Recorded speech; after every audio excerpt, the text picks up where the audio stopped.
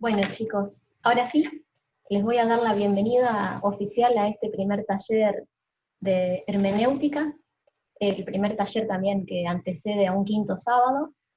Creo que, bueno, ninguno se imaginaba que iba a ser en estas circunstancias. Pero bueno, pusimos mucho empeño y nos alegramos de que nos estén acompañando. Mientras se terminan de sumar algunos, vamos a contarles un poquito quién nos acompaña hoy. Bueno, para quienes estuvieron participando en el campamento de TEA en Villa Giardino este año, creo que casi no necesita presentación, pero quien nos va a dar hoy la plenaria y quien más tarde va a estar dando la prédica en el quinto sábado, es el pastor Diego Franco. Para los que no lo conocen, él es pastor, orador, mochilero, estudiante de máster seminario en español, es diplomado en el seminario bíblico William Carey, tiene su propia marca de indumentaria, está casado y tiene un hijo llamado Pedro. Mientras todavía están ingresando algunas personas, así que vamos a darles la bienvenida oficial a todos y les quiero compartir un versículo.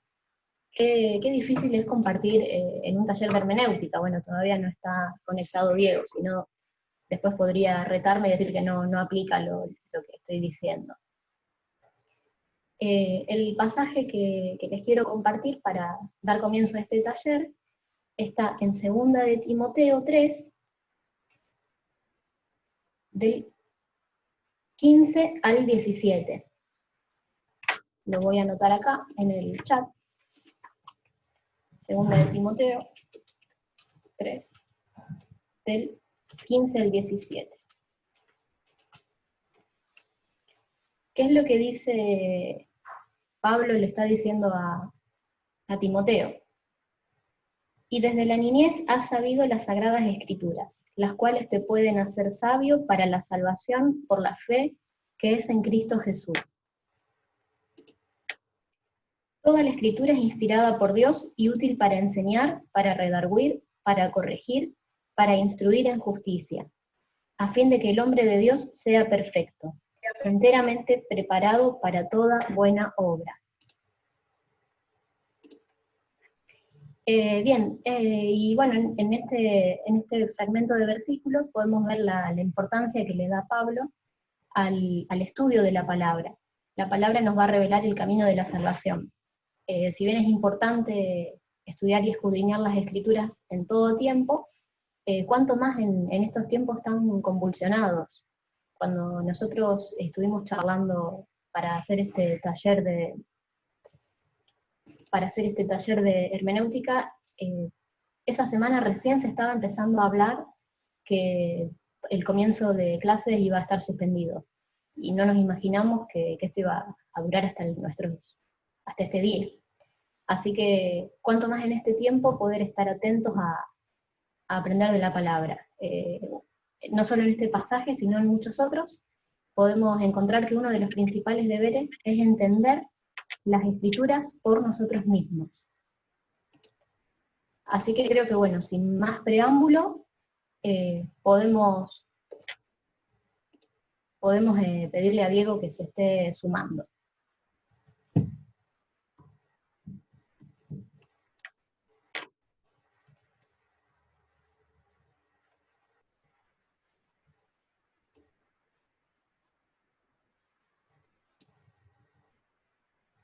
¿Ya está, Diego?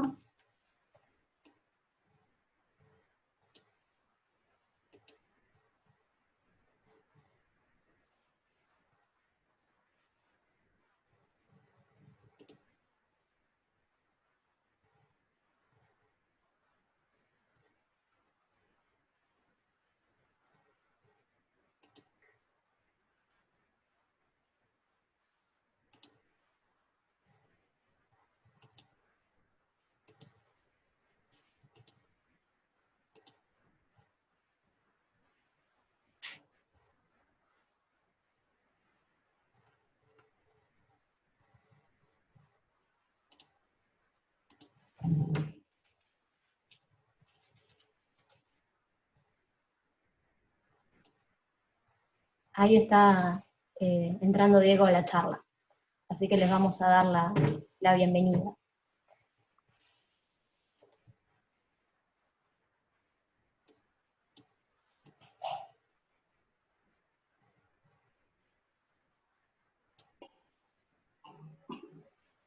Hola Diego, ¿podés escucharnos? Los escucho, ¿cómo están? ¿Todo bien? Bien, excelente. Recién hicimos la presentación, ya contamos un poquito quién sos para los que no te conocen. Bueno, te recordamos con mucho cariño del campamento que tuvimos en Villa Giardino, en Tus Pagos. Qué bueno. Yo me traje el anotador de todo lo que nos estuviste compartiendo para seguir, por supuesto, aprendiendo. Bueno, así que en nombre de Jobar te damos la bienvenida. Gracias por aceptar compartir, aunque sea de esta manera virtual. Gracias a ustedes, es un honor tener esta invitación. Gracias a ustedes. Bueno, si te parece, yo voy a orar para que puedas arrancar a compartirnos. Perfecto. Tenés una concurrencia bastante numerosa. Algunas caras conocidas. Bueno, si te parece, oramos y yo voy a hacer una oración y arrancamos. Perfecto. Bueno, Padre Santo, te damos gracias porque pudimos reunirnos, Señor, en tu nombre, porque podemos tener este taller y más tarde el quinto sábado, aunque sea de forma virtual, Señor. Sabemos que tu presencia está, que tu presencia se va a mover entre nosotros, Señor. Te pedimos que prepares nuestros corazones para que tu palabra, Señor, pueda ser plantada en nosotros, que esta reunión pueda glorificarte a vos, Padre Santo. Te damos gracias por la vida de Diego, Señor, lo bendecimos, y te pedimos, Señor, que vos le des sabiduría para que él pueda transmitirnos todo lo que vos ya pusiste en su corazón, Señor. Te damos gracias, Padre Santo, en el nombre de Jesús. Amén. Amén. Bueno, muchísimas gracias por la invitación. Me voy a sacar los auriculares, cualquier cosa me hacen señas. Pero gracias por la invitación. ¿Me podrían decir cuánto tiempo tengo de corrido para este taller? No me acuerdo. Sé que soy un colgado, soy el peor. Tenemos hasta las 20:15. Listo. Le damos lugar a preguntas, a todo. Vamos a hablar acerca de la hermenéutica. Y si uno tuviera que escuchar o tuviera que dar un solo consejo sobre cómo leer la Biblia, el consejo quizás sería este: léelo como si fuera un libro común. Y vos me podés decir, pero ¿cómo lo voy a leer como si fuera un libro común? Sí, porque cuando vos agarras un libro común, vos comenzás por el principio, le prestás atención a todo lo que va pasando, le prestás atención a todo el desenlace, al desarrollo de la trama, y no haces nada ridículo. No es que vos agarrás un pedacito de acá y decís, bueno, seguro que a este personaje le va a pasar esto y va a estar en este contexto. No haces eso con un libro común. Entonces, uno de los primeros consejos que uno puede dar es que trate la Biblia como a un libro común. No es un libro común, de ninguna manera es un libro común, pero a veces, si lo tratáramos como un libro común, lo trataríamos mejor que como lo tratamos muchas veces, porque sacamos siempre parte de contexto y ordenamos las cosas de una manera que en realidad no es el plan de Dios, no es la idea de Dios ordenarla de otra manera. Al hacer esto, muchas veces hasta cambiamos el significado. Muchas veces, al sacarlo de contexto cada texto, terminamos cambiando el significado y diciendo algo que Dios no estaba diciendo. Siempre digo que no hay que leer un solo versículo. No leas un versículo de la Biblia. Esa es la idea. No leas un versículo de la Biblia. Lee por lo menos un párrafo, una unidad lógica, un capítulo, un libro. No te quedes con un solo versículo de la Biblia, porque un versículo puede parecer cualquier cosa si está fuera de su lugar. Nosotros vamos a pasar este momento intentando comprender o aceptar o meter en nosotros algo de lo que es la hermenéutica. Sin duda que uno puede leer hasta miles de páginas con respecto a la hermenéutica para lograr una buena hermenéutica, pero vamos a ir desde el principio, desde lo más básico, desde lo más sencillo, y de todas maneras le queda a cada uno la puerta abierta a seguir estudiando sobre esto, que para mí es una de las primeras cosas que debe saber cualquier creyente. Si un creyente no sabe cómo interpretar la Biblia, no va a poder seguir avanzando en la fe. Packer, un viejito que me gusta mucho escuchar, decía que la Biblia es el sermón de Dios, es la prédica de Dios. Entonces, al ir a la Biblia, yo tengo que interpretarla bien porque tengo que reconocer que es Dios predicando, y eso es algo muy bueno, eso es algo lindo. Yo te puedo predicar y equivocarme un montón.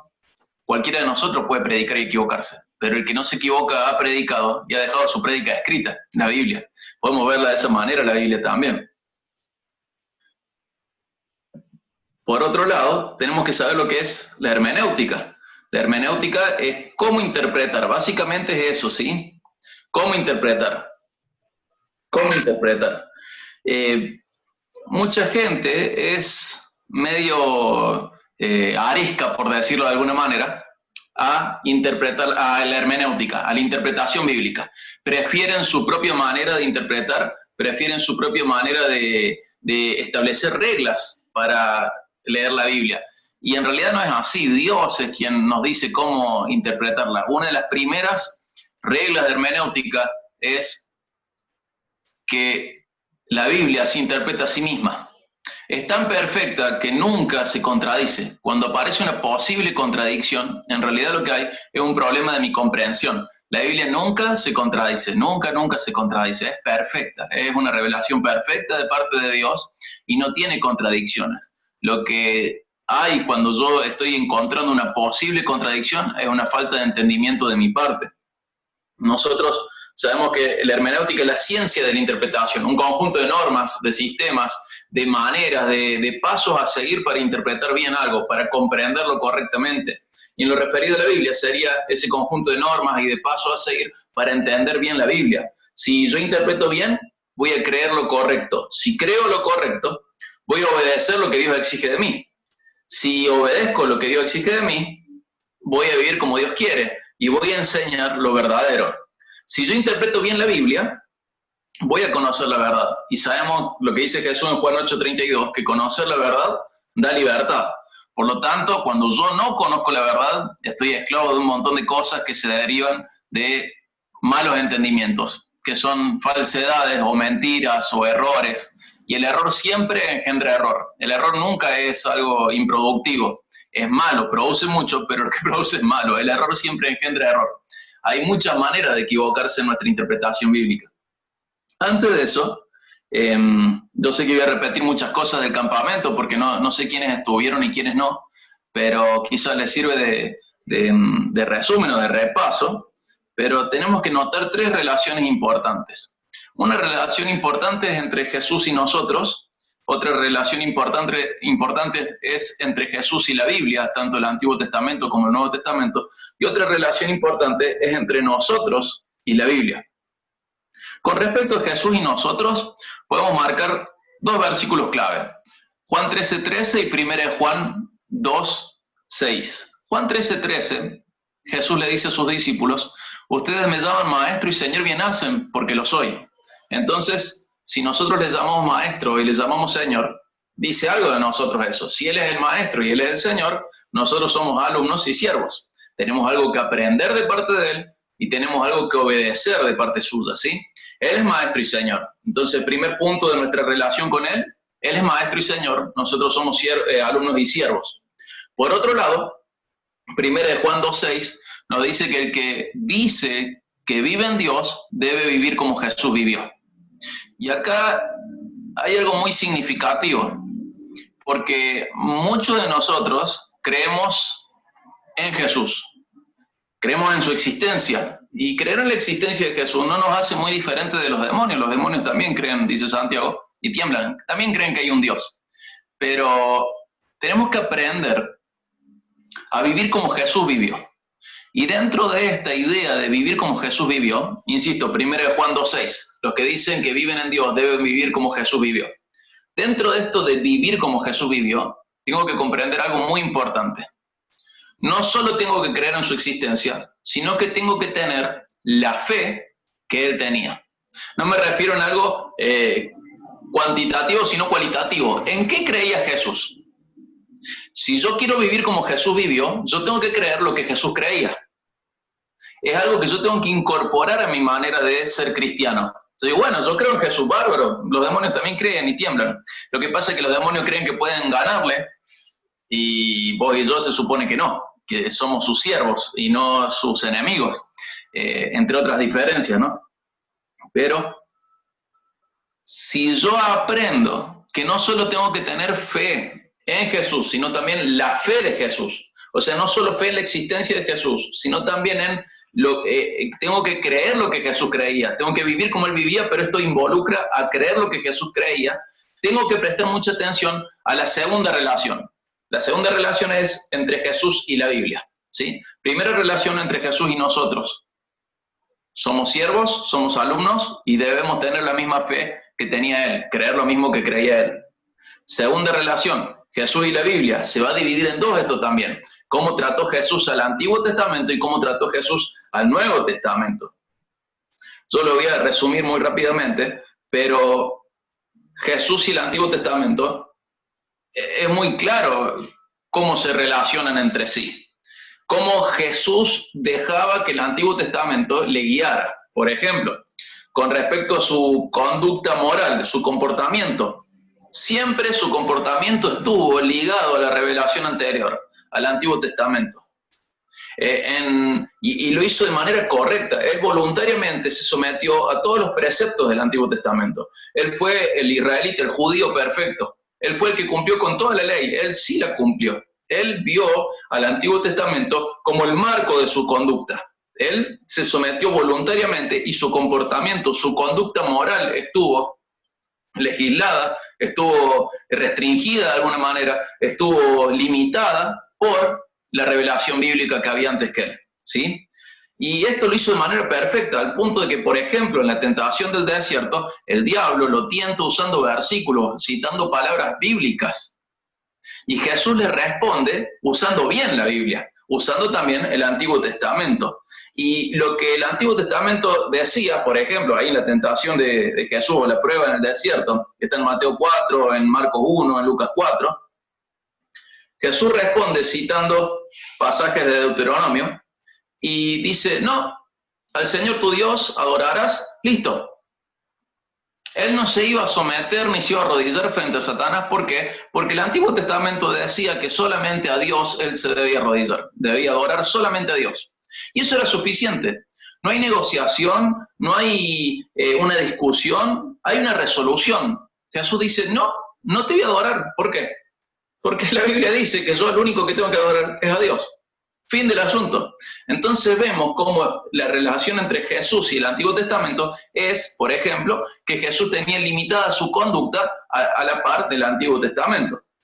Las Escrituras eran la autoridad final de Jesús. Su comportamiento, su vida, estaba determinado por lo que las Escrituras decían que estaba bien y por lo que las Escrituras decían que estaba mal. Él se sometió a nivel conductual a la revelación bíblica. Por otro lado, la misión de Jesús. ¿Cuál era la misión de Jesús? La misión de Jesús era ser el Hijo del Hombre, según Daniel, el siervo sufriente de Isaías, el descendiente de David, según lo que Samuel fue revelando, y él avanzó. Alguien tiene coronavirus, ¿eh? Y él avanzó, él avanzó en la misión que Dios tenía para él. ¿Me escuchan ahí? Porque me sale el cartel que estoy silenciado. No, ya estás. Él avanzó en la misión que Dios tenía para él según lo que el Antiguo Testamento decía del Mesías, ¿sí? Tenemos que saber que Jesús fue avanzando en los pasos que tenían que ver con su identidad como Mesías, como ungido especial, como Cristo, según lo que el Antiguo Testamento ya había revelado de él, ¿sí? Entonces, vemos que él va según lo que está escrito. Esa es una de las maneras que usa Marcos, por ejemplo, para decirlo. Él va conforme a lo que ya está escrito, determinado irrevocablemente a cumplir con lo que Dios había dicho de él en el pasado, siglos antes. Está decidido a hacer la voluntad de Dios expresada en la antigüedad. Lucas 2:49, Marcos 8:31, Mateo 26:54, Lucas 24:44.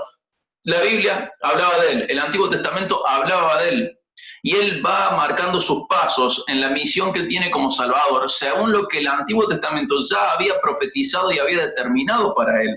¿Sí? Jesús se sujetó al Padre, sujetándose a la Biblia. Por otro lado, ya vemos relación entre Jesús y el Antiguo Testamento, su conducta moral, la misión de Jesús. Tercer punto, las controversias públicas. Cuando Jesús discute con un fariseo, con un maestro de la ley, con un escriba, Jesús no dice, bueno, pero es tu verdad, mi verdad, bueno, fíjate, más o menos, no nos peleamos por esto, ¿qué te parece? Dice, no. ¿Cómo está escrito? ¿Qué leen ustedes? ¿Qué dice Moisés? ¿Qué dijo el salmista? ¿No han leído?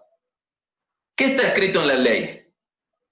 Entonces vemos que en cada controversia pública, Jesús pone como autoridad no lo que a él le parece, a pesar de ser Dios, no lo que a él le parece, sino que pone como fin de las controversias públicas lo que Dios ya reveló en la Biblia, en el Antiguo Testamento. Entonces, de esta manera, Jesús declara la vigencia y la autoridad de la Biblia.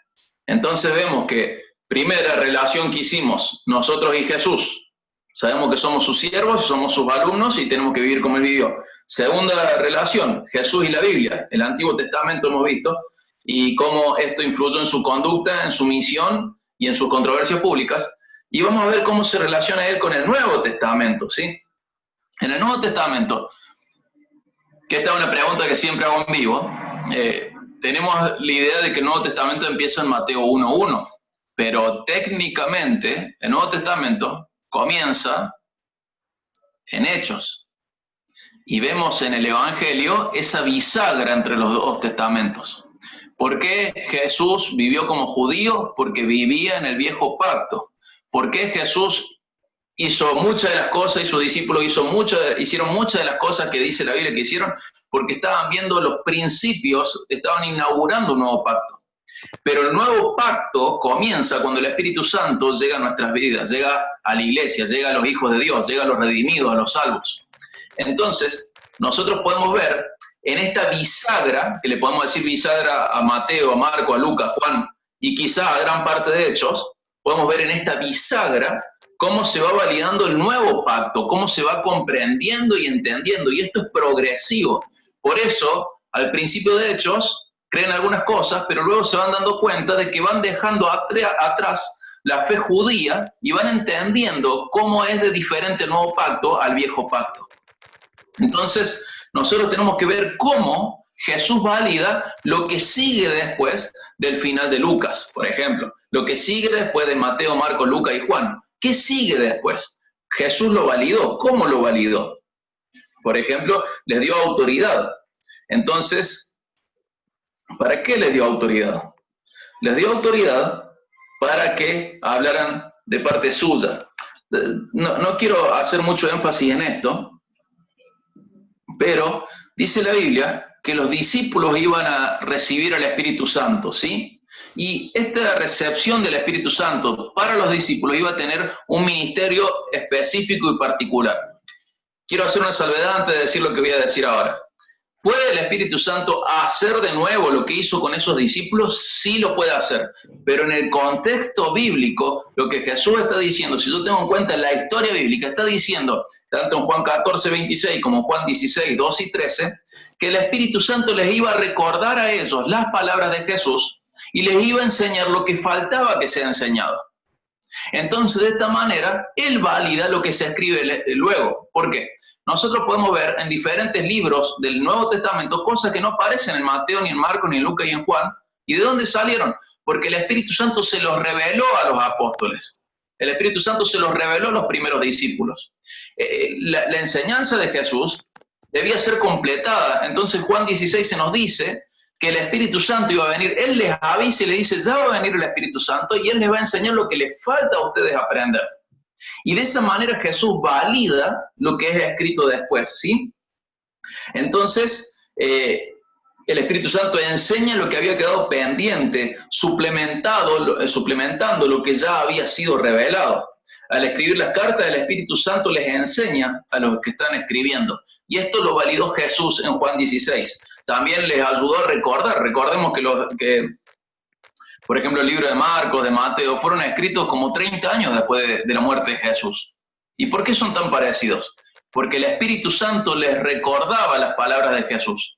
A Mateo, a Marcos, a Pedro, que es quien aparentemente le enseñó Marcos, el Espíritu Santo se las enseñaba a él, se las recordaba a él. Eso quiero decir, se las recordaba. Entonces vemos que la relación entre Jesús y el Antiguo Testamento es que Jesús somete su conducta, Jesús somete su misión, Jesús somete toda autoridad, mejor dicho, los toma como autoridad en cada controversia pública. Y con el Nuevo Testamento vemos que Jesús es quien valida lo que se va a escribir después.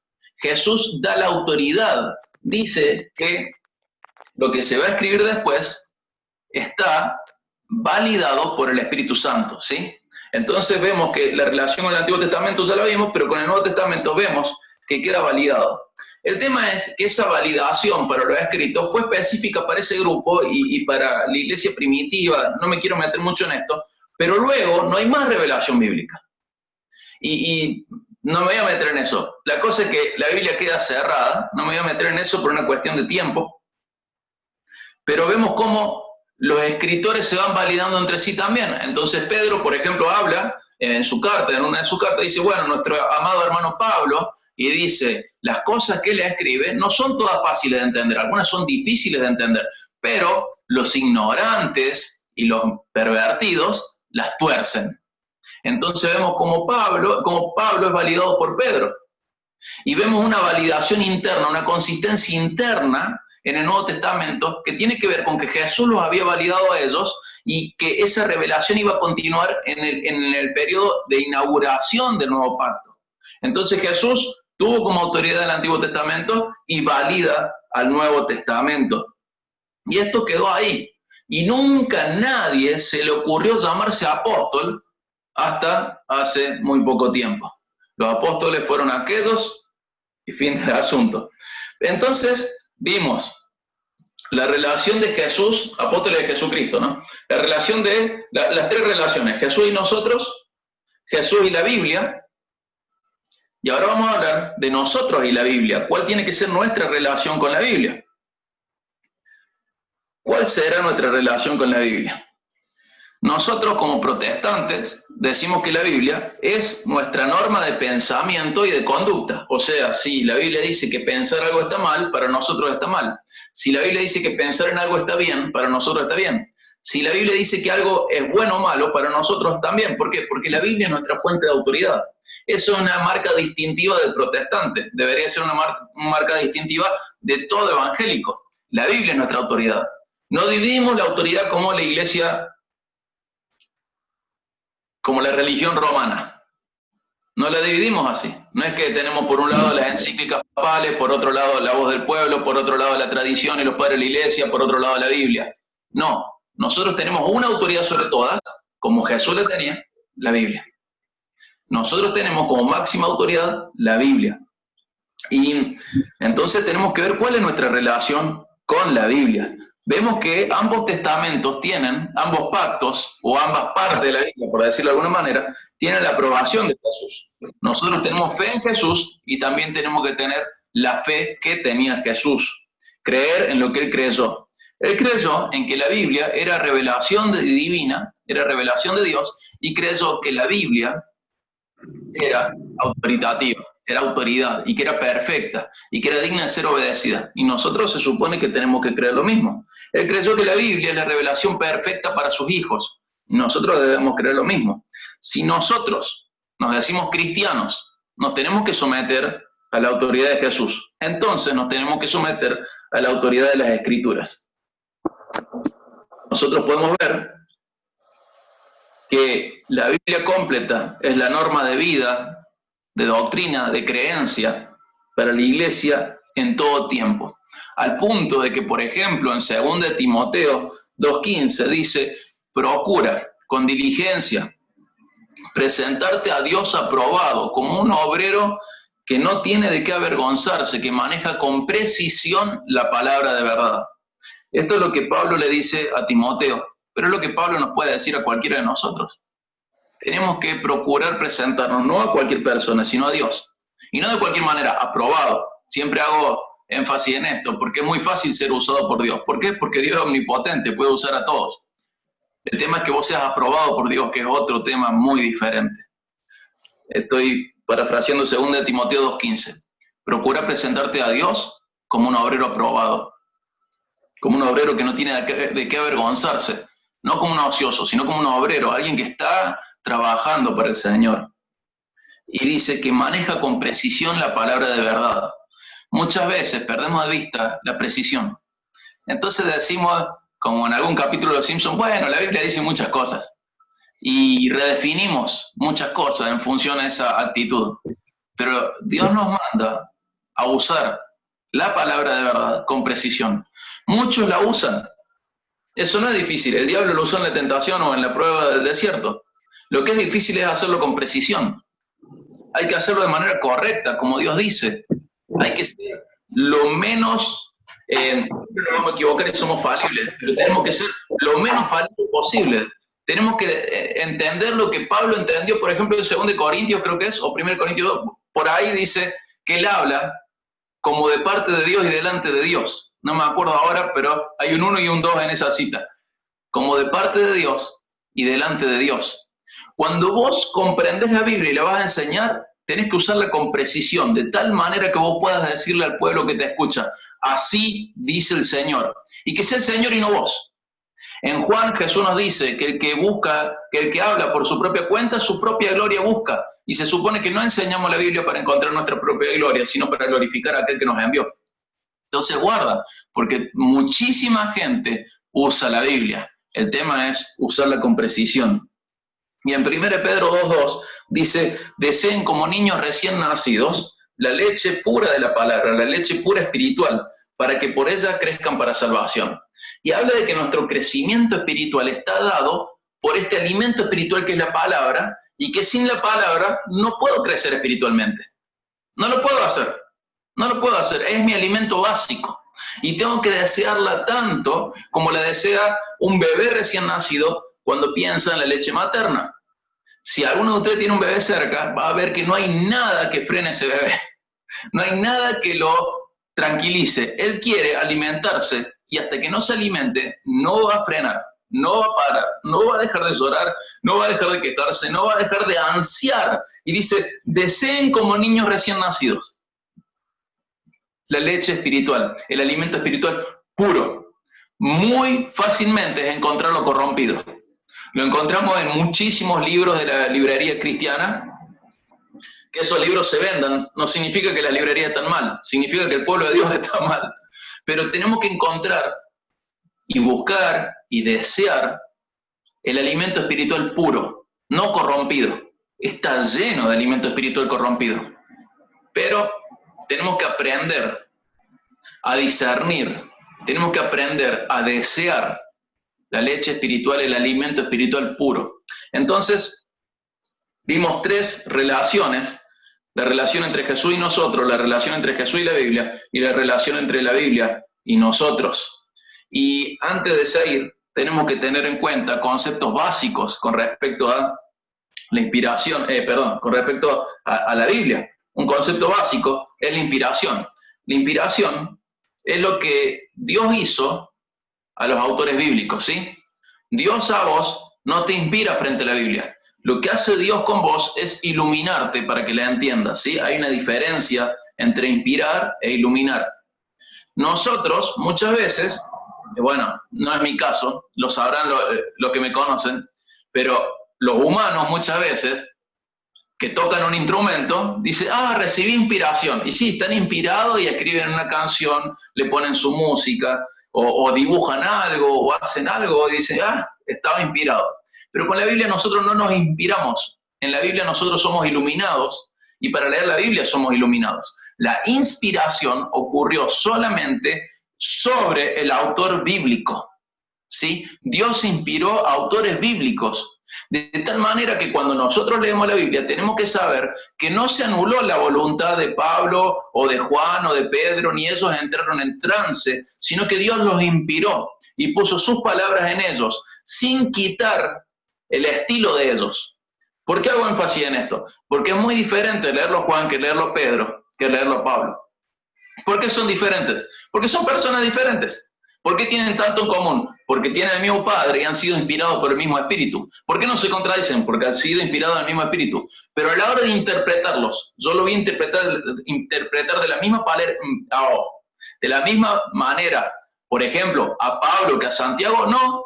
¿Por qué? ¿En dónde puedo ver una gran diferencia entre Pablo y Santiago? En el uso que le dan a la palabra justificación, por ejemplo. ¿Y por qué le dan usos diferentes?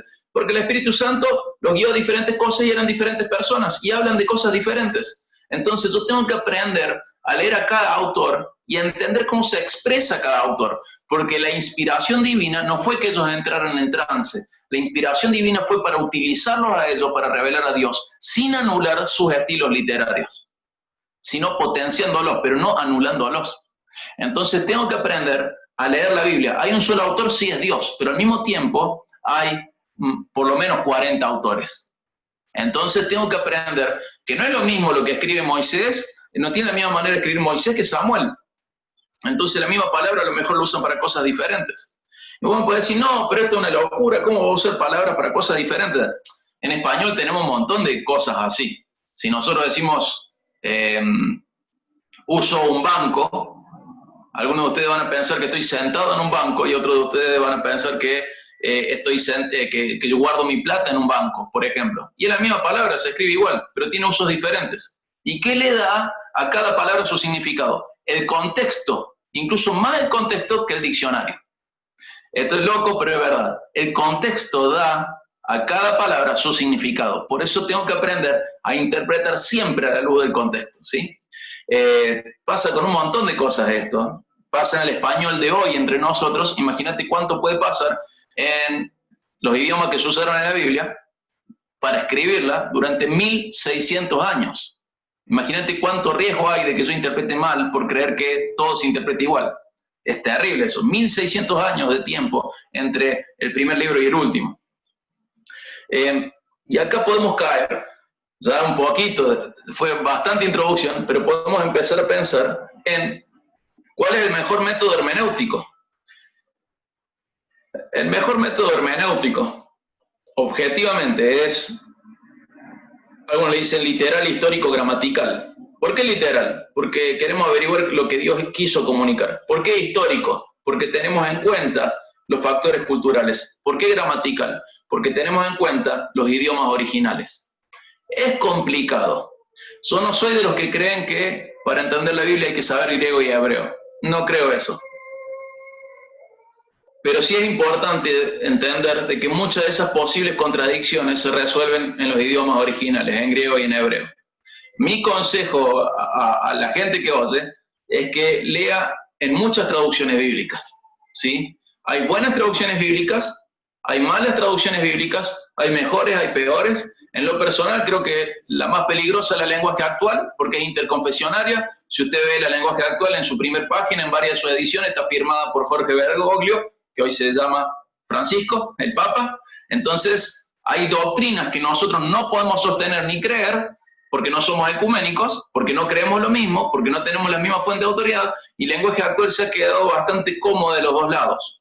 Otra traducción que es muy buena, pero también está muy ligada al catolicismo, es Dios habla hoy. Pero luego tenemos otras traducciones mejores. Entonces, ¿por qué no usar muchas traducciones buenas? Y de esa manera, en lo personal, insisto mucho, esto es muy personal, yo puedo confiar en varios equipos de traductores, buscar Nueva Biblia de las Américas, la Biblia de las Américas. Hay una versión de NBI que no es buena, pero la mayoría de las otras son buenas. La NBI, la contemporánea, la 60. Ahí en Rosario tienen a Ale Riff, que también tiene otra traducción que también está muy buena. Y leer entre varias traducciones, y decir, che, entiendo la Biblia. ¿Por qué? Porque cada equipo de traductores se dedicó toda su vida a entender los idiomas originales y me van a dar una idea bastante acertada. ¿Me ayuda a saber griego? Sí, me ayuda. ¿Me ayuda a saber hebreo? Me ayuda un montón. Pero guarda con creer que porque vos sabés griego, ya sabes más que todos esos equipos de traductores y encontrás en la Biblia algo que nunca antes encontró en nadie en la teología. Hay que tener mucho cuidado con esa trampa. Pero de todos modos, ¿por qué es importante el idioma original? Porque muchas, no son posibles, aparentes contradicciones se resuelven en los idiomas originales. Hay cosas que no tienen traducción. Hay tiempos verbales que no tienen traducción al español. Entonces no los puedo entender bien en español. En griego queda mucho más claro, o en hebreo queda mucho más claro, pero ¿cómo hacemos para traducir un tiempo verbal que no existe en nuestro idioma? Entonces es importante el idioma original. Solo eso quería decir al respecto, pero entender que leyendo muchas traducciones bíblicas podemos lograr una buena comprensión del texto. Nunca te quedes con una sola. Nunca te quedes con una sola. No creas que una es la del idioma del cielo, como se dice a veces. No, en el cielo se habla Reina Valera 1909. No, no es verdad.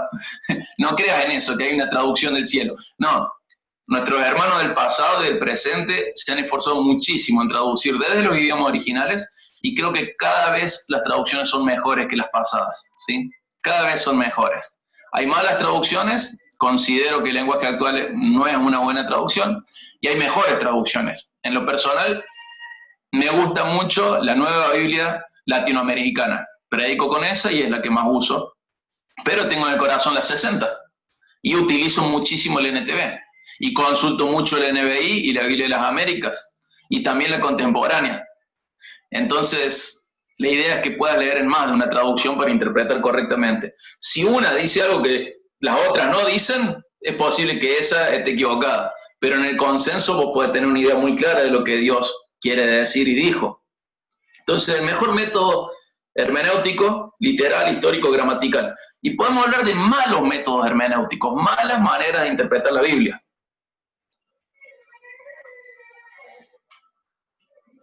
Uno de ellos es la de la razón. Es creer que puedo interpretar la Biblia solamente a un nivel en el cual yo la puedo comprender siempre. Entonces, por ejemplo, si vemos que Génesis 1 dice que Dios creó el hombre, y luego el 2 dice que Dios creó el hombre y la mujer, si para. Acá hubo dos creaciones, o ¿qué es lo que pasa? O creó la luz antes que el sol, no sé si han visto esas posibles. Ahí me recomienda alguien la Reina Valera 2015. También.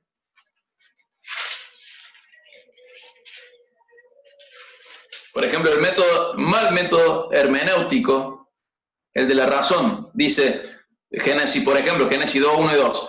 Fueron pues sacados los cielos y la tierra y todo el ejército de ellos. Y acabó Dios en el día séptimo la obra que hizo. No, ese no era el versículo que estaba buscando, perdón.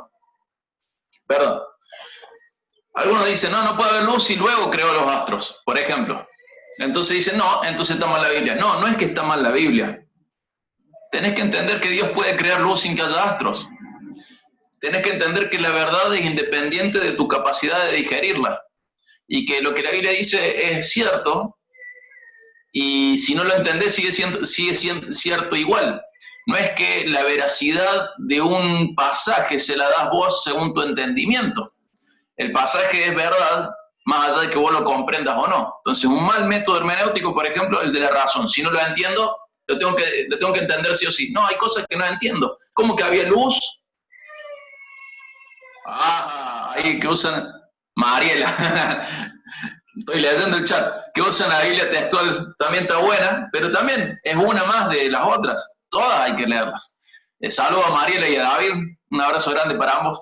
Entonces, comprender que la verdad es independiente de mi capacidad de digerirla. Entonces, no tengo que interpretar la Biblia según mi manera de mis limitaciones racionales. ¿Sí? Tengo que leer la Biblia y si dice esto es así. Otro mal método hermenéutico, el de la experiencia. Es decir, no, pero a mí me pasó así, entonces este versículo debe significar esto. No. Puede ser una coincidencia, puede ser misericordia de Dios, pero en realidad la Biblia es la que dice la verdad. Un ejemplo de esto es, por ejemplo, Cuando dice, nosotros amamos a Dios, ¿por qué nos amó primero? Creo que eso es primero de Juan 4:19. Pero la Biblia dice que nosotros le amamos a Él porque Él nos amó primero. Pero en tu experiencia, el registro de memoria que vos tenés es que vos le amaste primero. Puede ser ese. Vos decís, bueno, decidí amar a Dios. Pero dice la Biblia que vos le amás porque Él te amó primero. Y muchos de ustedes pueden decir, no, no, no es así. Yo decidí amar a Dios. Y Dios te dice, no, no, vos me amás porque yo te amé primero. Esa sería una manera mala de hacer hermenéutica, la de la experiencia. Creer que nuestra experiencia es la que le da luz a la Biblia en vez de al revés.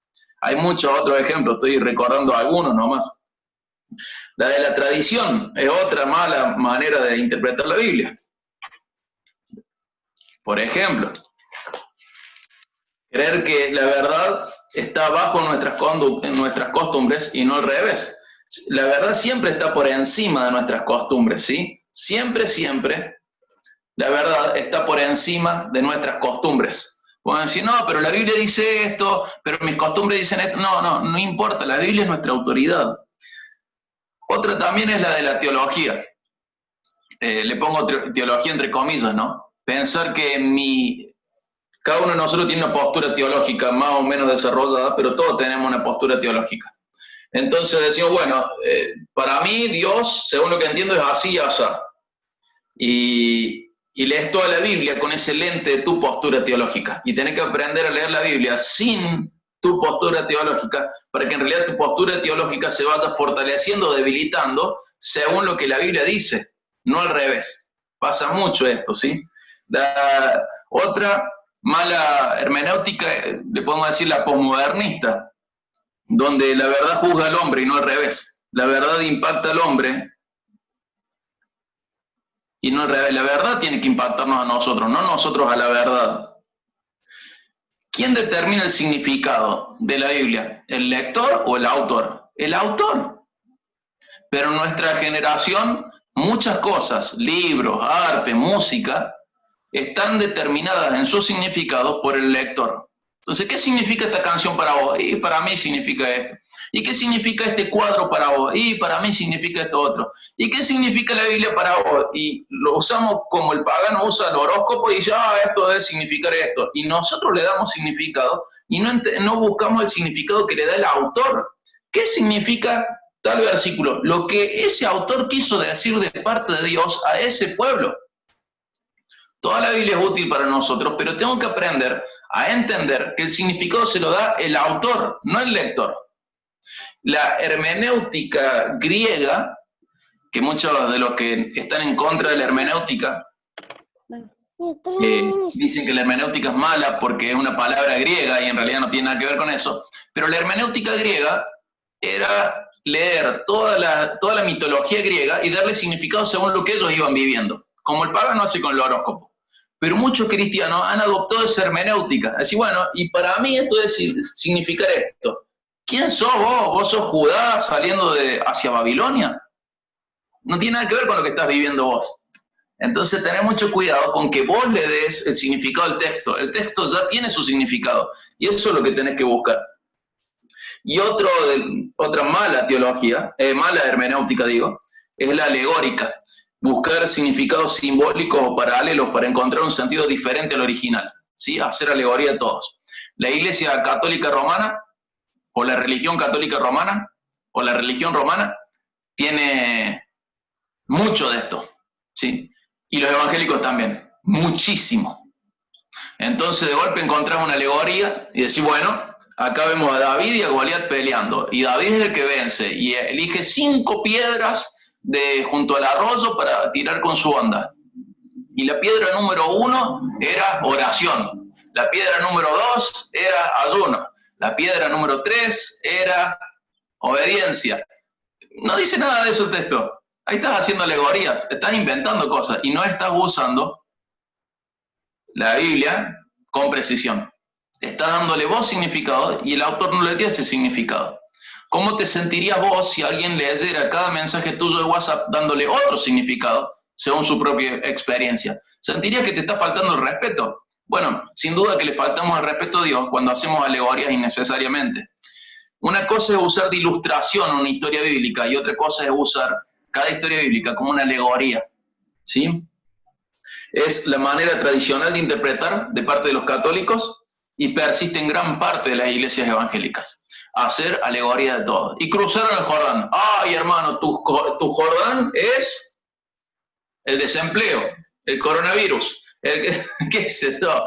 Pero te dan palabras como si el autor no estuviera presente en la Biblia, como si el autor hubiera perdido su significado, su intencionalidad. Y el autor sí tiene una intencionalidad ahí. Y vos tenés que encontrarla, descubrirla, y eso te lleva tiempo. No tenés que encontrar significados que vos metés en la Biblia. Eso se llama eisegesis. Vos tenés que hacer exégesis, ver qué dice la Biblia y traerlo a tu vida. No vos meter cosas en la Biblia. Porque muchas veces, como la Biblia es tan amplia, la escriben tanta gente, 66 libros, 40 autores, 1600 años, muchas cosas van a coincidir con parte de nuestra existencia. Pero yo no puedo decir que eso fue para mí si yo no soy el que está ahí señalado. Y no puedo pensar que puedo interpretar la Biblia según como a mí me parece que hay paralelismos. Un ejemplo de alegoría muy grande es lo que hizo Agustín, San Agustín, y escribió cosas muy grosas, ¿eh? Pero si ustedes después quieren, googleen lo que hizo San Agustín con la parábola del samaritano y se van a volver locos, van a decir, pero ¿cómo puede ser que se le hayan ocurrido tantas cosas? Pero después presta atención, porque gran parte del pueblo evangélico sigue alegorizando, aún a pesar de haber salido de la religión romana. Entonces, mucho cuidado con la alegórica. Es nuestra preferida, es la más fácil de hacer, pero es muy peligrosa, porque decimos que Dios dice cosas que en realidad no dice, y le faltamos el respeto de esa manera. ¿Sí? ¿Alguien, abro para preguntas o sigo nomás?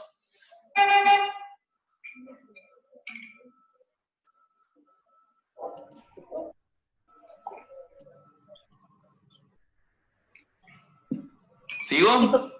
Chicos, si alguno quiere preguntar, este es el momento. Son 85 y se va a armar un lío bárbaro.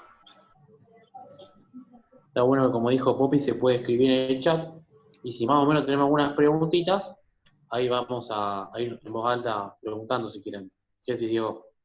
Dale, que larguen las preguntas en el chat, entonces, si quiero las respondo. Gracias, Franco.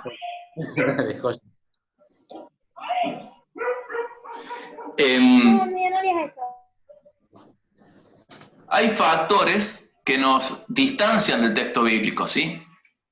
¿Qué nos distancia del texto bíblico? El idioma, la cultura, la geografía, la historia, el pacto. La mayor cantidad de hojas de la Biblia están en un pacto en el cual nosotros no estamos más. ¿Lo hace inútil eso? No, es muy útil esa parte del pacto, es muy necesaria, pero de otro pacto. Pero no es que yo estoy en el mismo pacto, entonces yo tengo que entender en qué pacto estoy yo.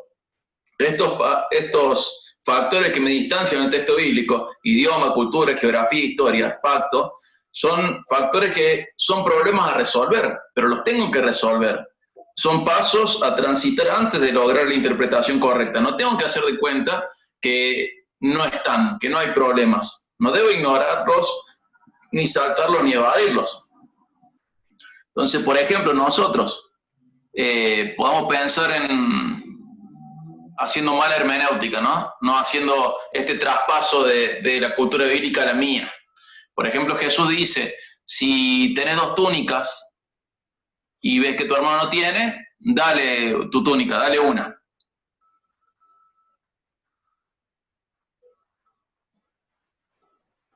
Sí, Gabriela, puedo, pero sí, también. Sí, puedo hablar de eso que dice el chat, pero me voy a ir bastante de hermenéutica, pero sí es importante, les puedo mandar algo escrito también. Pero forma parte de entender que la Biblia es inspirada por Dios, sí, la inerrancia y la infalibilidad. No tienen errores y no puede equivocarse. Entonces lo que la Biblia dice es cierto, no hay manera de que tenga errores y no se va a equivocar, ¿sí?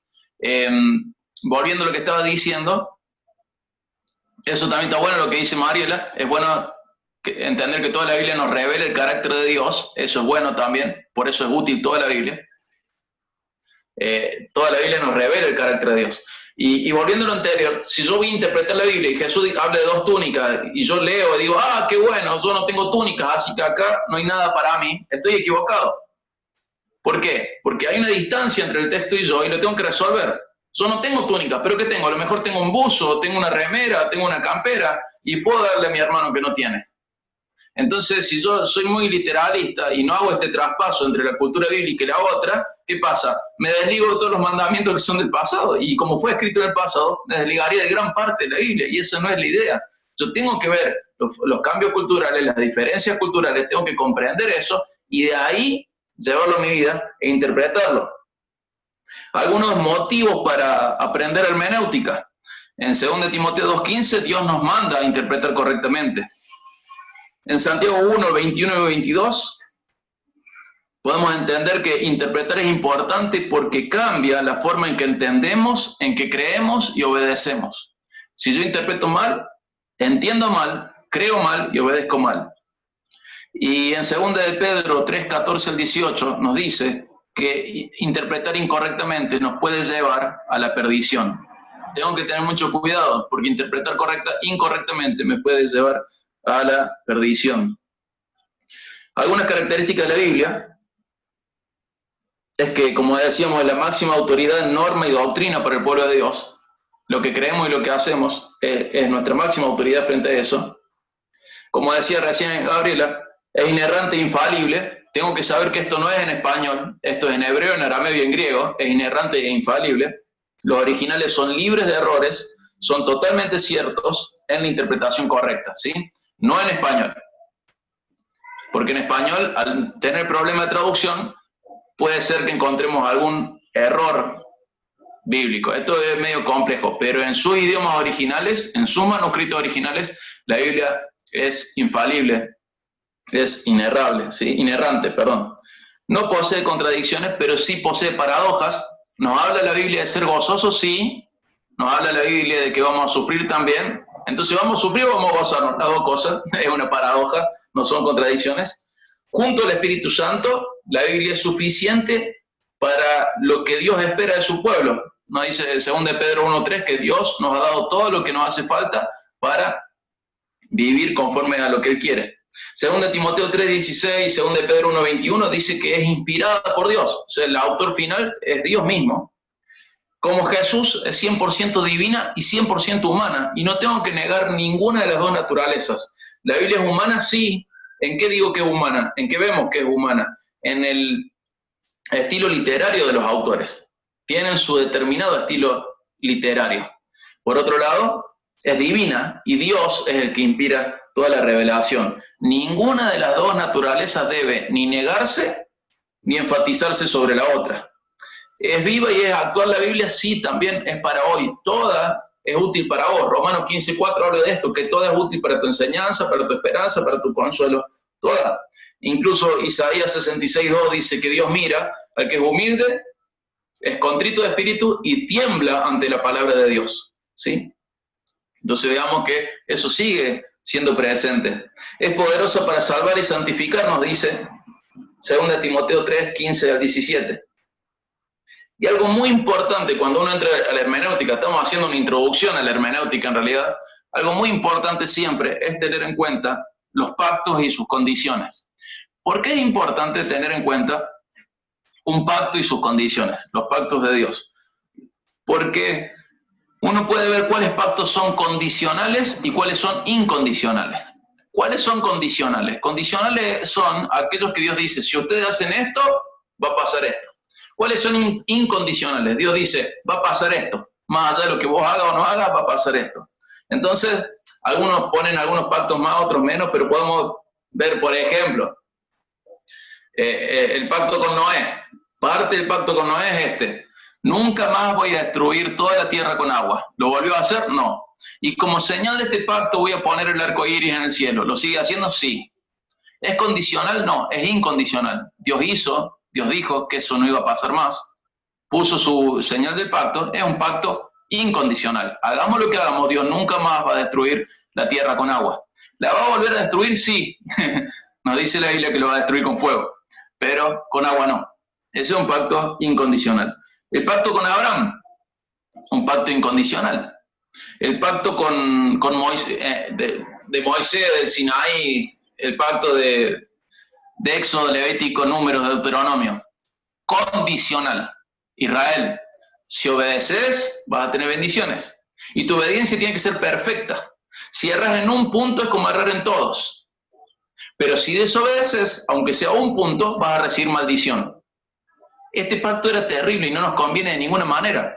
Por ejemplo, uno de los mandamientos, eran 613 mandamientos. Uno de ellos es este: si tenés un hijo rebelde, sácalo afuera de la ciudad y apedrealo. Más de uno no estaría vivo, yo no estaría vivo. Otro mandamiento era: si tu esposa que vos amás o tu amigo del corazón te lleva a ir hacia otros dioses, sin misericordia dale vos el primer golpe y luego toda la asamblea apedréelo, sin misericordia. Decir, tan durísimo los mandamientos. Otro mandamiento es: todos los otros mandamientos los tenés que cumplir de buena gana, con alegría. ¿Se ve? Todos, sí. Entonces, era imposible ese pacto. Y gracias a Dios, era condicional. Israel nos muestra de que el hombre no puede llegar a Dios, ni siquiera cuando tiene todo el pacto escrito, explícito y bien explicado. Es imposible. Necesitamos un pacto incondicional para llegar a Dios. Tenemos el pacto con David. Dios le dice a David que se iba a levantar un descendiente suyo que iba a gobernar por siempre. Y no le dice, pero esto va a pasar, David, si vos haces esto. No, no hay condiciones para este pacto. Este pacto es incondicional. Y luego tenemos el nuevo pacto, en donde Dios iba a dar una nueva ley a su pueblo, una ley en el corazón, un pacto que también es incondicional. ¿Por qué es importante ver cuáles son condicionales y cuáles son incondicionales? Porque los condicionales han caído y los incondicionales siguen en pie. Entonces yo puedo entender que el uso de la ley todavía está vigente, pero como pacto la ley fue abolida. Entender bien Gálatas, Colosenses, Hebreos, me ayuda a entender que la ley de Moisés, la del Sinaí, está abolida. Y eso tiene muchas implicancias en la iglesia de hoy. Esa ley está abolida. ¿Sirve esa ley? Sí, porque manifiesta nuestro pecado, nos muestra el carácter de Dios, nos muestra que Dios es detallista, nos muestra que Dios es muy celoso de su pueblo, nos muestra un montón de cosas. Pero ese pacto está abolido. Entonces, por ejemplo, y acá tiro una bomba, ¿me puedo hacer tatuajes o no me puedo hacer tatuajes? No, Levítico 19 dice que no. Yo no estoy en ese pacto. ¿Por qué no me los hago? Porque en Corintios dice que si yo hago algo que es de tropiezo a mi hermano, yo tengo que ceder. Y el que es libre, en amor por el otro, cede. Entonces, si mi hermano me ve a mí comer comida sacrificada a los ídolos, y yo lo veo solo como carne, pero le hago de tropiezo a él, y hago que él se escandalice en la fe, yo tengo que dejar de comer carne. Y Pablo dice, ni siquiera comas carne si esto hace tropezar a tu hermano. Ni hablar que un tatuaje hace tropezar a un montón de gente, entonces yo no me lo voy a hacer, pero por la ley del amor, la ley de la madurez, la ley de la libertad, no por Levítico. Porque me decís, no, pero Levítico 19 dice, sí, pero Levítico también dice que no te podés afeitar y vos te afeitás. Levítico 19 también dice que no te podés cortar esta parte del pelo y vos te lo cortás. Levítico 19 dice que vos no podés usar ropa que sea de 2 hilos diferentes y los usás. Entonces, ¿por qué usás eso para refutar los tatuajes? Usa otra cosa. No sé si me explico, además de que más de uno a lo mejor me quiera apedrear o hacerme su pastor. No sé. ¿Por qué no me puedo tatuar? Por la ley del amor. La ley del amor hace que el más maduro ceda y restrinja su libertad para que no se escandalice otro. Entonces, si alguien viene y me dice, pero acá en la ley dice, esa ley está abolida como ley, está abolida como pacto, sí me muestra el carácter de Dios. También me muestra el carácter de Dios, que Dios quiere que su pueblo sea único y diferente. Decir, bueno, soy re único y diferente, no tengo ni un tatuaje. La mayoría de la población no tiene ningún tatuaje, eso no nos hace tan únicos y diferentes. Entonces, tener mucho cuidado con cómo usamos la ley.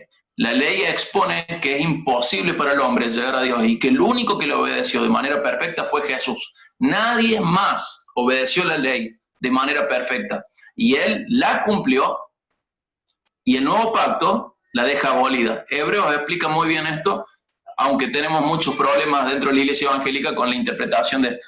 Es increíble ¿Cuántos evangélicos caen en las ideas judaizantes de nuevo y no entienden que esa ley está abolida? ¿Sirve la ley? Sí. ¿Tiene uso? Sí. ¿Tiene utilidad? Sí.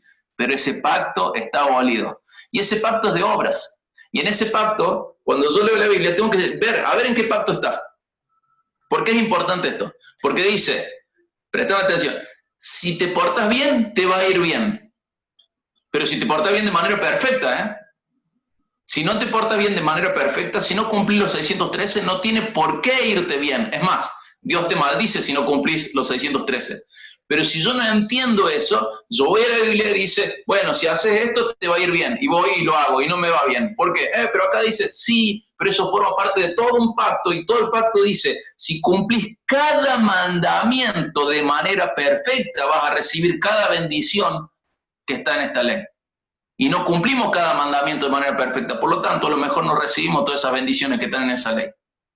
Y no solo eso, sino que recibiríamos la maldición. Gracias a Dios hemos salido del pacto de obras y Dios nos puso en un pacto de gracia. Salimos de un pacto de obras que exigía una obediencia inalcanzable y Dios nos puso en un pacto de gracia con una obediencia imputable. Dios nos imputó, nos adjudicó la perfección, la rectitud moral, religiosa, en santidad de Cristo. Entonces esto es tan grande que soy coheredero con Cristo de todas sus bendiciones, pero porque estoy en el pacto de gracia, no porque estoy en el pacto de obras.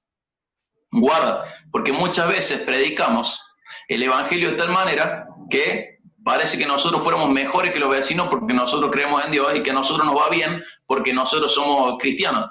A vos te va bien porque el Padre de todas las luces derramó su bondad con vos. Y así como hoy te va bien, otro día te puede ir mal. Porque el Padre de las luces también es el Padre de todo, toda buena dádiva viene de Él, pero no te debe nada.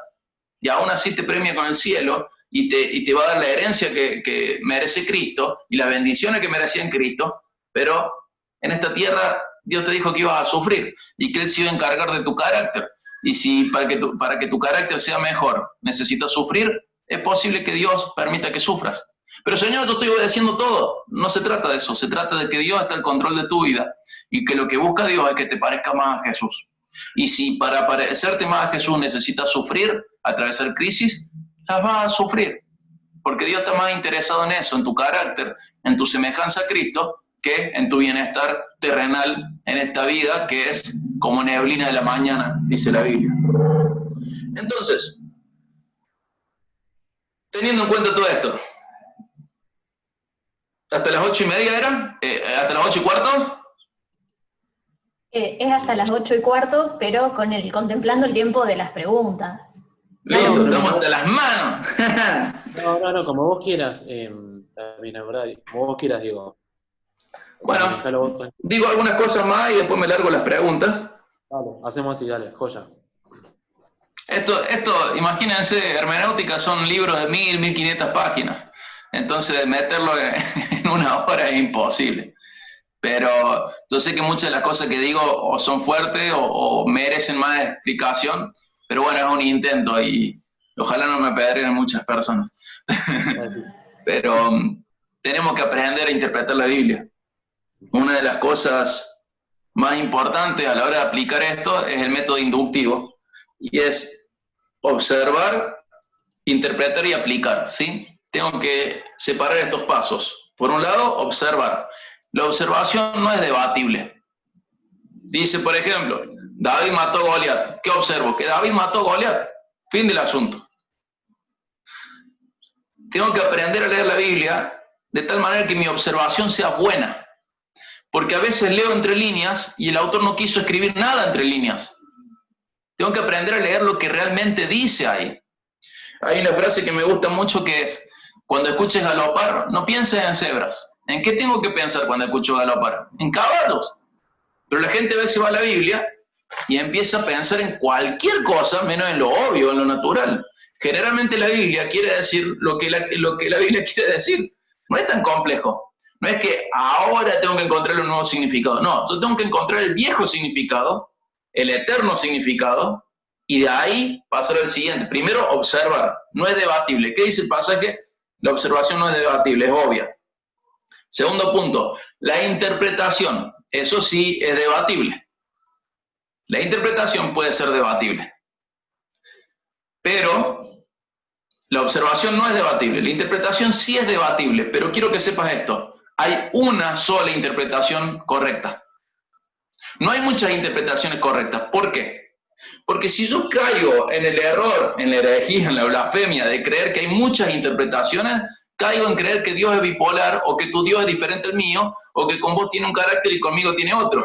Y cada uno inventa su propia religión, cosa muy frecuente en la pequeña Babel protestante que estamos construyendo muchas veces.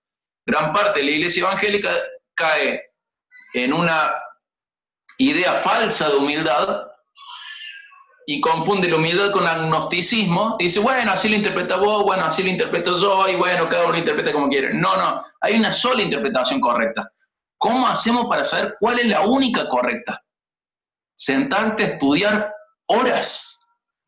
Horas. Y acá no juega la tradición, la costumbre, lo que te dijeron cuando eras chiquito. Sentate y estudia horas. Cuidado con la Babel protestante, en la que cada uno termina hablando su propio idioma y no construimos nada. Guarda, a sentarse a estudiar horas. No deberías dar ningún juicio o no deberías dar ninguna opinión muy determinante, a menos que hayas estudiado mucho el asunto. Hay que tener mucho cuidado con esto. Muchas veces yo hago una ilustración un poco cruenta con esto y digo, bueno, está el médico y también está el curandero. El médico estudió mucho y siguió estudiando. Y luego siguió estudiando, y luego siguió estudiando, y finalmente siguió estudiando. ¿Y qué hace ahora? Sigue estudiando. Pero en algún momento empezó a atender gente, pero luego de estudiar mucho. Y antes de estudiar mucho, estuvo aprendiendo mucho sobre, primero los libros, luego en cadáveres, y estuvo estudiando y estudiando y estudiando y estudiando, y es un proceso que le lleva toda la vida al médico estudiar. Es un ejemplo. Y el curandero se clava un chamullo, y suena más o menos bien, y la gente va y paga, y está lleno de eso. Y obvio que nosotros, los cristianos, no vamos a los curanderos. Pero muchísimos predicadores son tan ridículos como los curanderos. No estudian. Y son tan poco serios, por más que suenen lindos, son tan poco serios como en la medicina es un curandero. Cuidado con eso. No tenés que ser inspirado frente a la Biblia, tenés que ser iluminado y ver qué es lo que realmente dice la Biblia. Mucho cuidado con eso, porque es peligrosísimo para todo el pueblo. Observar no es debatible, interpretar es debatible y hay una sola interpretación correcta. ¿Qué es lo que quería comunicar el autor? Eso es lo que tengo que encontrar. Primer punto, observar. Segundo punto, averiguar, interpretar. Averiguar qué quiere comunicar el autor. ¿Qué es lo que quiere decir el autor? ¿Qué es lo que quiere decir? Desde ahí se va a desenlazar el resto del proceso, ¿no? Tercer punto, aplicar. Observación no es debatible. ¿Qué dice el pasaje? Es algo obvio. Interpretación es debatible, pero en realidad hay una sola interpretación correcta. ¿Qué quiere comunicar el autor? Eso es la respuesta que tengo que responder. La pregunta que tengo que responder. Aplicación. Innumerables. ¿Cuáles lecciones prácticas hay para nosotros hoy? Tengo que aprender a aplicar el pasaje. No puede ser la Biblia tratada como un libro de información solamente. Es un libro de información para transformación. Me informa para transformarme. No me informa para que la cabeza se me haga más grande y yo sepa un montón de cosas. Me informa para que yo enseñe a otros y primero para que yo aprenda. Y obviamente no voy a tener una obediencia perfecta en la tierra, pero tengo que estar creciendo en aplicar cada día más y mejor lo que voy entendiendo. Observo, interpreto, aplico, observo, interpreto, aplico, y así. Y tengo que agarrar cada pasaje, observarlo, interpretarlo y aplicarlo. Acá tenemos, bueno, acá sí no, tendríamos que hablar horas más, pero en la observación yo tengo que identificar qué género literario es. ¿Sí? ¿Qué género literario es? Sí les puedo repetir los libros. ¿Qué género literario es el que estoy leyendo? ¿Alguien vio el meme de Ben Shapiro con una chica que le discute y le dice, ¿en dónde dice que los Boy Scouts tienen que ser niños? O sea, boy, niño, o varón scout, niño scout. Dice, ¿dónde dice que los Boy Scouts tienen que ser boys? Y Ben Shapiro le dice, en el nombre, Boy Scout. No sé si lo han visto ese meme. Nos pasa mucho con los proverbios. ¿En dónde dice que los proverbios no son promesas? En el nombre. Proverbios. Son dichos sabios, dichos muy sabios, que siempre te llevan, siempre es mejor seguirlos que no seguirlos, pero no son promesas. No los tengo que tratar como promesas. ¿Y en dónde dice eso? En el nombre. Proverbios. Dichos sabios. Y muchas frustraciones de mi vida vienen por no respetar el género literario. Y yo tengo que aprender a respetar en la observación, identificar el género literario. ¿Qué es narrativo de la Biblia? ¿Qué es narrativo histórico? ¿Qué es profético? ¿Qué es proverbial? ¿Qué es poético? ¿Qué es un discurso? ¿Qué es mixto? ¿Qué es apocalíptico? Cada parte de la Biblia, o dentro del mismo libro, a veces hay partes que se interpretan de manera diferente. ¿Por qué? Porque son géneros literarios diferentes. Entonces yo no puedo interpretar de la misma manera Génesis a como interpreto Romanos. Porque Génesis tiene mucho de descriptivo y no de prescriptivo. Eso es muy importante, gente. Sepan diferenciar lo que es descriptivo y lo prescriptivo. Mucha gente hoy, sobre todo lo de la teología de la liberación, pésima teología, yo le digo teología taringuera. Es tan poco seria que es digna de estar en taringa colgada esa teología. La teología de liberación aprovecha muchas partes de la Biblia y las toma como si fueran prescriptivas cuando solo son descriptivas. Están describiendo lo que pasó, no lo están avalando, ni aconsejando, ni enseñando. Entonces vemos, por ejemplo, que la poligamia, pero en la Biblia eran polígamos. Dios nunca prescribió la poligamia. Dios enseñó la monogamia, diseñó y enseñó la monogamia. Pero la Biblia, míralo, Jacob iba a las prostitutas y pensando que una prostituta embarazó a su nuera, entonces está todo bien, todo con todo. No, eso es descriptivo para mostrarnos lo malo que somos nosotros los humanos, los pervertidos, los pecadores, los depravados que somos los humanos, no para enseñarnos cómo debemos actuar. No, pero Salomón, no, pero David, descriptivo. Tengo que aprender a leer lo que es descriptivo y diferenciarlo de lo prescriptivo. Eso es fuera del género literario. Pero dentro del género literario tengo que aprender también de qué género estoy hablando. Un proverbio no es lo mismo que la carta a los romanos. La carta a los romanos es un tratado de teología excelente y los proverbios son dichos sabios. Y los salmos son alabanzas y describen mucho de mi corazón y tengo que entenderlo así. Y tengo que aprender a leer de manera diferente. Diferenciar los contextos, hacerle preguntas clave al texto. Bueno, tenemos muchísimo, pero no tenemos más tiempo. Les voy a decir qué libros recomiendo de hermenéutica. Uno muy fácil es este. Quiero leer la Biblia. ¿Por dónde empiezo? De John Stott. Ese es uno, ¿sí? Quiero leer la Biblia. ¿Por dónde empiezo? Ese es de John Stott.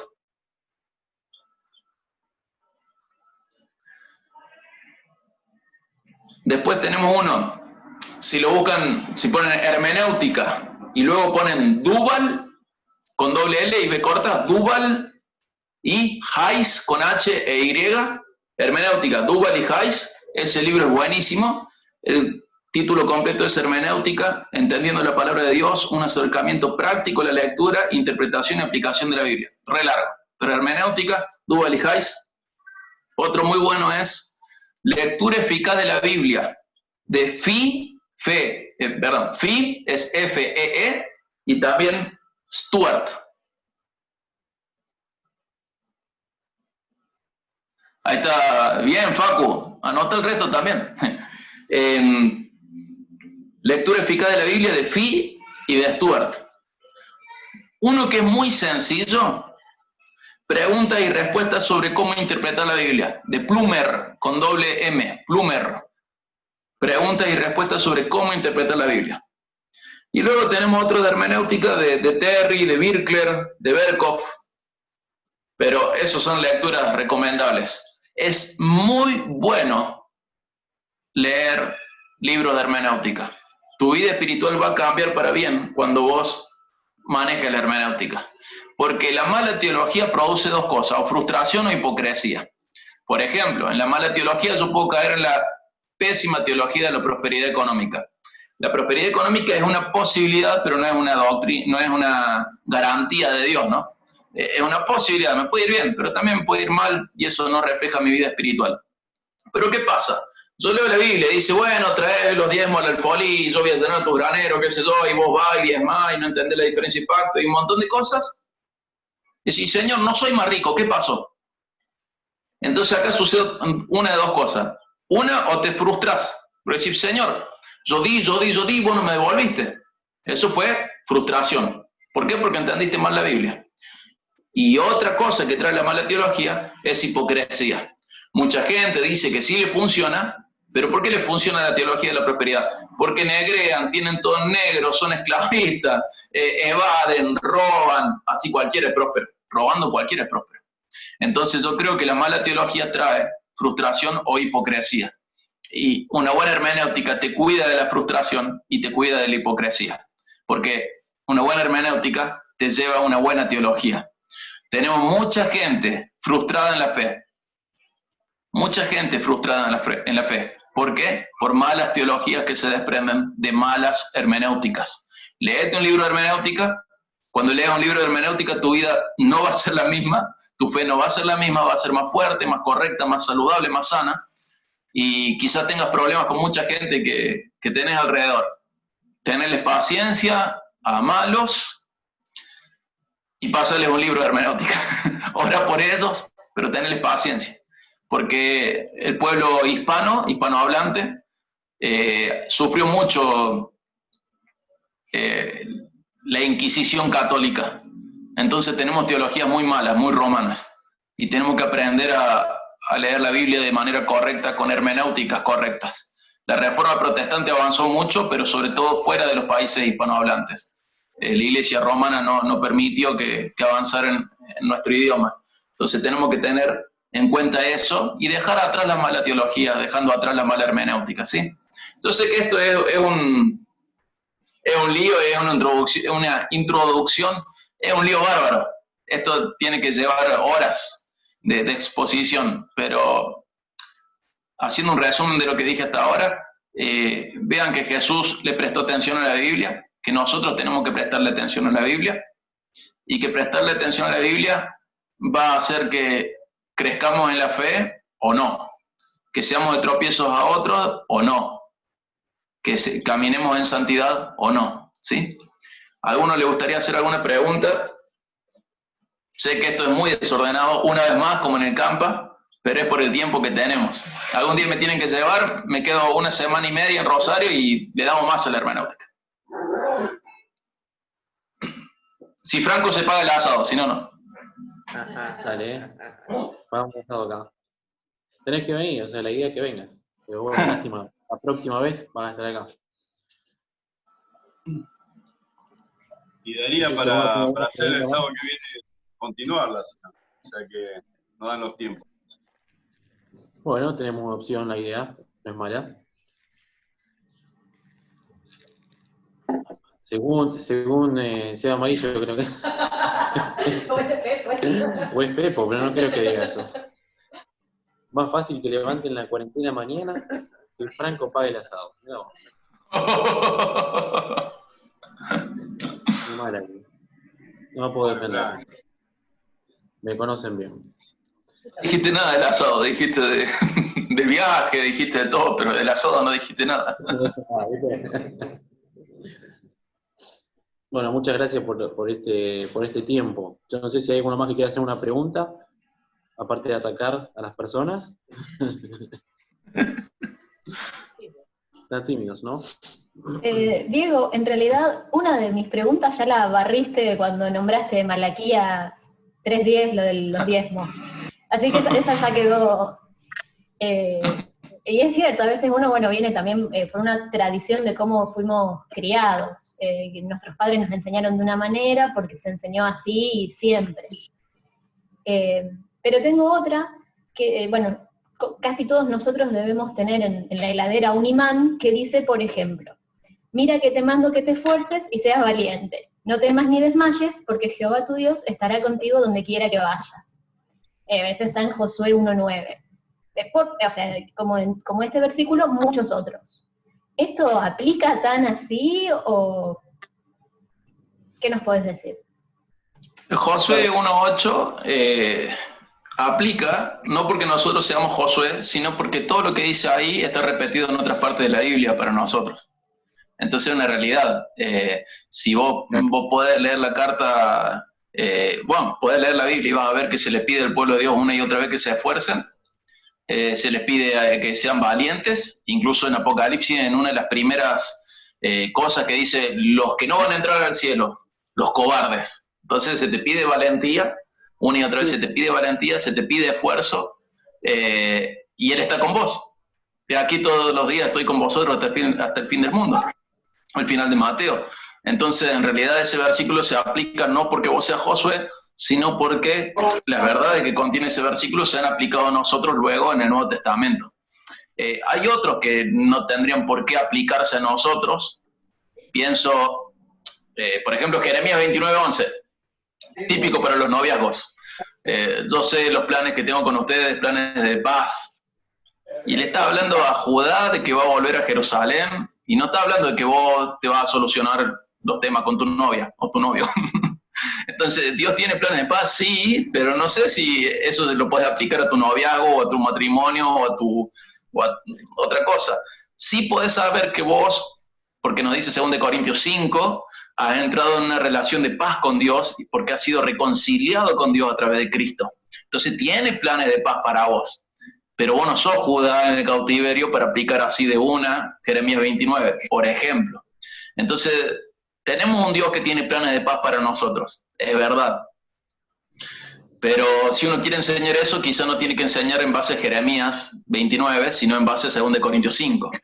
No sé si me explico, tengo que aplicar un pacto en el cual yo estoy. No es que no tenga aplicación lo otro, sino que sigue reflejando, como muy bien dijo Mariela, sigue reflejando el carácter de Dios. El carácter de Dios está en toda la Biblia. No es que es un Dios del Antiguo Testamento y otro Dios del Nuevo Testamento, es el mismo Dios, ese Dios detallista, ese Dios misericordioso, ese Dios que dijo, si comes de la fruta vas a morir, y no lo mató al instante. Por misericordia lo cubrió y le dio muchísimos años más. A Israel le dijo, si desobedeces te voy a destruir, vas a ser maldita, y no la destruyó y le tuvo muchísima paciencia. Entonces vemos el carácter de Dios y todo eso es útil, pero a la hora de enseñar yo tengo que saber muy bien qué pasa que estoy enseñando, en qué pacto está. ¿Está conforme a lo que yo estoy diciendo o voy a confundir a la gente? Hay gente que busca en la concordancia pacto, por ejemplo, o ofrenda y le manda nomás. El tema del diezmo es un tema muy complejo también. El tema del diezmo, el alfolí. En el campamento pregunté qué era el alfolí. El alfolí es un granero. No sé cuántos estarán llevando su ofrenda al granero, pero el diezmo eran 3 diezmos, 2 de 10% cada año y uno cada 3 años, o sea, un 23% anual. Eran 3 diezmos diferentes, de diferentes cosas para diferentes motivos. Entonces, cuando decimos diezmo bíblico, ¿a qué nos estamos refiriendo? Te doy mi apreciación personal y no quiero entrar en conflicto con nadie por el diezmo, ¿verdad? Pero en la ley de Dios, Dios estipulaba estos diezmos, ¿no? Pero vamos a decir un diezmo nomás, pero son 3. Pero el diezmo, el 10%. Pero en el nuevo pacto a Dios no le pertenece el 10. En el nuevo pacto a Dios le pertenece el 100. Todo debe ser para gloria de Él. Al punto que Romanos 11:35 dice que ¿quién le dio tanto a Dios como para que Dios tenga que devolverle? Romanos 11:35 en el pacto en el que estoy yo. ¿Quién le dio tanto a Dios para que Él tenga que devolverme a mí? Entonces, ahí se caen un montón de ideas que tenemos con respecto al diezmo, que mucha gente dice, bueno, pongo el diezmo para que Dios me devuelva. No, no digo que sea tu caso, digo que es un caso de muchos, ¿no? Pero, al mismo tiempo, ¿por qué uno podría diezmar ahora? Porque en la ley de Dios se pedía el 10 y en el nuevo pacto, un rasgo de la gente de Dios es que se va reflejando cada día más el carácter de Dios.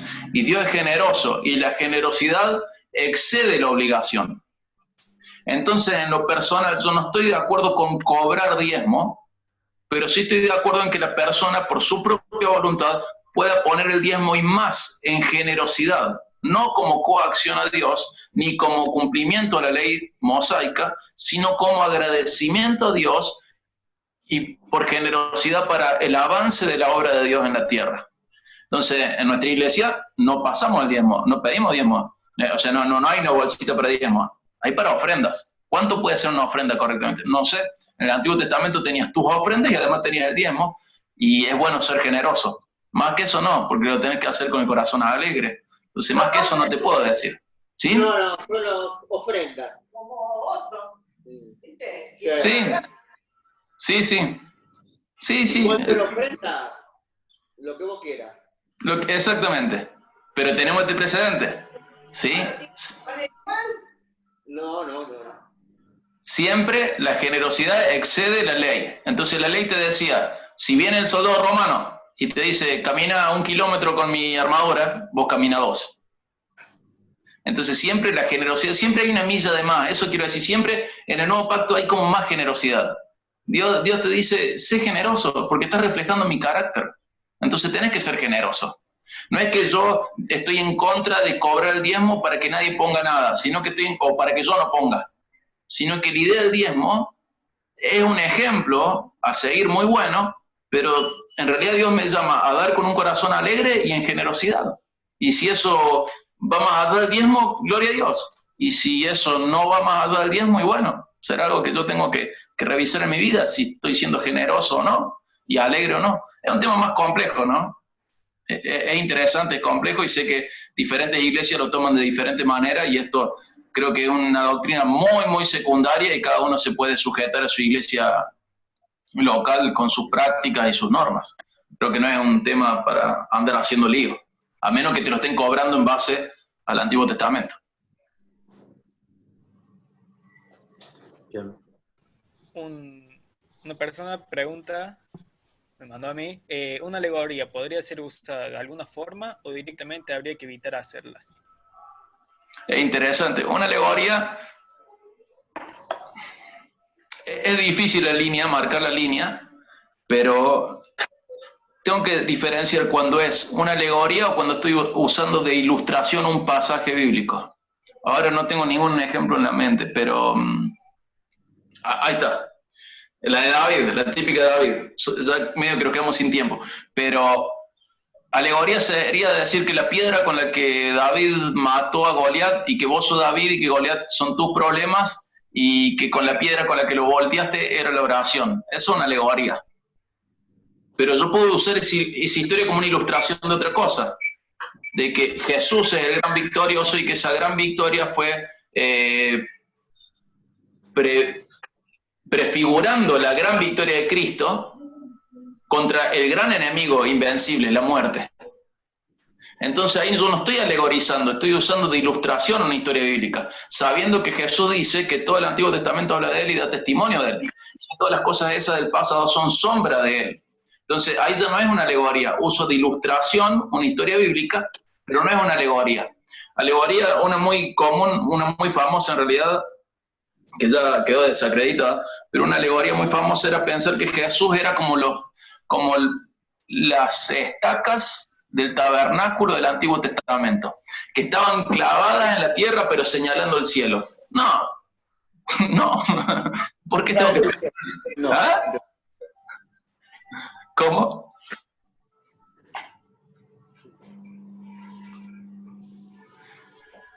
Ricardo habló recién, pero no sé si porque se activó su micrófono o quería decir algo. Pero es muy peligroso el tema de las alegorías.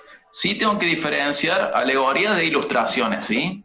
Es más, creo que lo mejor es usar ilustraciones bíblicas para predicar. Porque a veces metemos anécdotas, metemos historias que no son bíblicas, y está bien, no está mal. Pero si además enseñamos historia bíblica, mejor todavía. Y nos sirven, son útiles de ilustración, ¿sí? Bien. Muchas gracias, Lucho. Digo, por el tiempo. Vos en el campamento nos habías dado el libro de Plumer, ¿te acordás? Sí. Hermenéutica, lo viste de forma digital. Así que los que quieran, los que no tienen el libro, es un libro sencillo, está bueno. escríbanos el teléfono acá en el chat, o yo le escribo mi teléfono ahora y ustedes me van agendando y se lo envío. No, que ya Diego en el campo nos había dado este libro. Ahora lo mandamos el número por acá, ahí está, ahí lo mandamos. Y por otro lado, bueno, gracias entonces Diego, tu nombre es Diego, por este tiempo.